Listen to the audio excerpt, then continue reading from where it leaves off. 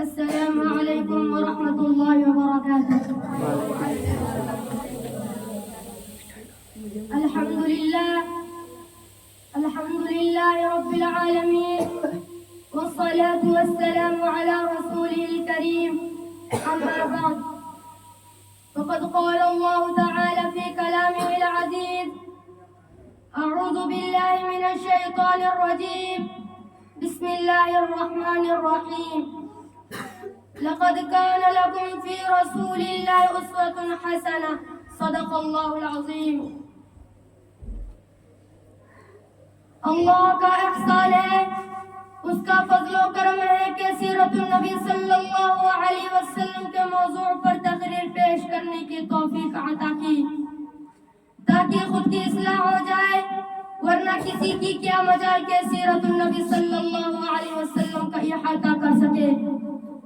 کسی اردو شاعر نے کیا خوب کہا ہے: قلم میرا قاصر، زباں میری عاجز، قلم میرا قاصر، زباں میری عاجز، محمد کی عظمت بتاؤں میں کیسے، ہے محبوب رب امام الرسل، وہ فضائل مکمل سناؤں میں کیسے۔ محترم حضرات، ابھی میں نے آپ حضرات کے سامنے قرآن کریم کی ایک چھوٹی سی آیت تلاوت کی ہے، اس کا تعلق براہ راست ہم سب کے ہادی و رہبر امیر و مرشد محسن اعظم صلی اللہ علیہ وسلم کی حیات طیبہ سے ہے۔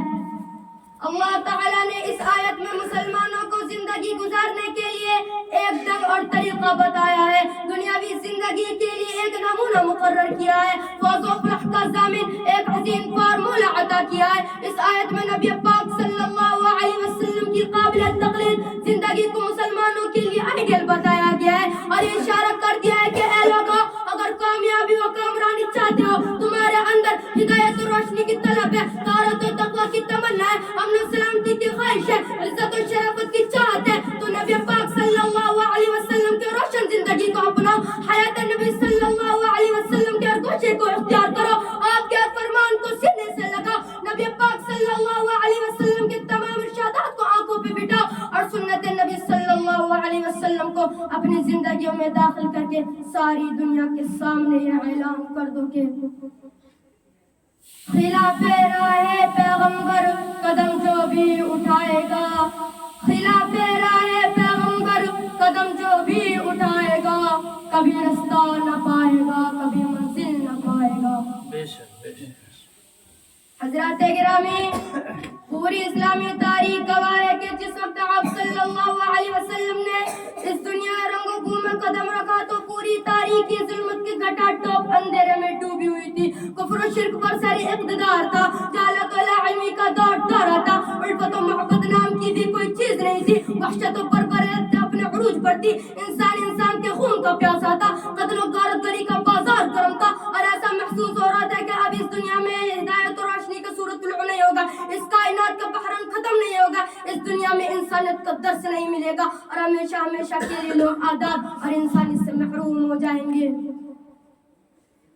ایسے نازک پرآشوب دور میں ایک ایسی ذات کا ظہور ہوا ہے جسے نور و ہدایت کی امرکہ بھی حاصل تھی، ایک ایسی ہستی نے جنم لیا جو علم و ادب کا حسین سنگم تھا، ایک ایسی شخصیت معرض وجود میں آئی جو الفت و محبت کا انوکھا سرچشمہ تھا، وہ ذات جو لوگوں کے لیے یقین محکوم کا درجہ رکھتا تھا، جس کے اندر انسانی سناسی اور مردم نوازی کا وصف نمایاں تھا، اور جس کا فیض بے قرار انسان و جنات سے تجاوز کر کے حیوان و نباتات اور درخت و جمادات سب کو عام تھا۔ کسی اردو شاعر نے کیا خوب کہا ہے: وہ آ گئے تو آ گیا دنیا میں انقلاب، وہ آ گئے تو آ گیا دنیا میں انقلاب، اجڑا ہوا چمن تھا گلستہ کر گئے۔ چنانچہ آپ کے آتے ہی تاریخی ظلمت کافور ہو گئے، کفر و شرک کا خاتمہ ہوا، جہالت و ناخواندگی نے راہ فرار اختیار کیا، رشد و ہدایت کا نیا دریا رواں ہوا، لوگوں کو مردم آزاری کے بجائے مردم نوازی کا پیغام ملا، انسانوں کو حق تلفی کی جگہ اظہار و قربانی کی تعلیم دی گئی، اس قدر رسیدہ چمن کو بارن و نصیب ہوا، انسانوں کو آداب زندگی کا حیات آفر پیغام دیا گیا، اور دیکھتے ہی دیکھتے پورا عالم تہذیب و تمدن اور علم و ادب کا گہوارہ بن گیا۔ صحنِ چمن کو اپنی نے چمن کو اپنی بہاروں پہ ناز تھا، وہ آ گئے تو ساری بہاروں پہ چھا گئے۔ اور دنیا نے دیکھا کہ جو لوگ اس دامن ہدایت سے وابستہ ہوئے وہ زندہ جاوید ہو گئے۔ جنہوں اس مکتب فکر میں تعلیم پائی وہ نبی پاک صلی اللہ علیہ وسلم کے سچے جانشین کہلائے۔ جن لوگوں نے اس آستانے کو مضبوطی سے تھامے رکھا وہ رضی اللہ عنہم ورضوا عنہ کی بشارت آمیز القاب سے نوازے گئے۔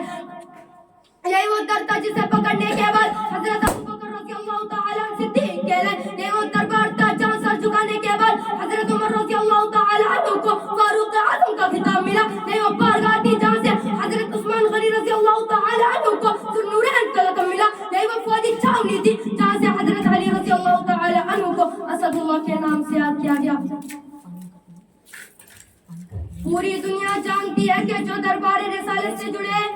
وہ آسمان علم و عمل کے درخت ستارے بن گئے، زہد و قناعت اور صبر و توکل کے امام بن گئے۔ انہیں دربار رسالت سے اصحاب النجوم کی بشارت ملی۔ دنیا اور آخرت دونوں میں کامیابی و سرخروئی کی ضمانت دی گئی۔ اور ایسا کیوں نہ ہو کہ اللہ تعالیٰ نے تو اسی کام کے لیے بھیجا تھا۔ اب رب کائنات کا فرمان ہے وَمَا أَرْسَلْنَاكَ إِلَّا رَحْمَةً لِّلْعَالَمِينَ کہ ہم نے تو آپ صلی اللہ علیہ وسلم کو دونوں جہاں کے لیے رحمت بنا کر بھیجا ہے۔ انسانوں کی رشد و ہدایت آپ کا مشن تھا، انسانیت نوازی اور رسالت سازی آپ کا در امتیاز تھا۔ ایک موقع پر آپ نے ارشاد فرمایا کہ بُعِثْتُ لِأُتَمِّمَ مَكَارِمَ الْأَخْلَاقِ کہ میں اخلاق کے محاسن اور اس خوبیوں کی تکمیل کے لیے اس دنیا میں آیا ہوں۔ میں اس شعر کے ساتھ اپنی تقریر کو ختم کرتا ہوں۔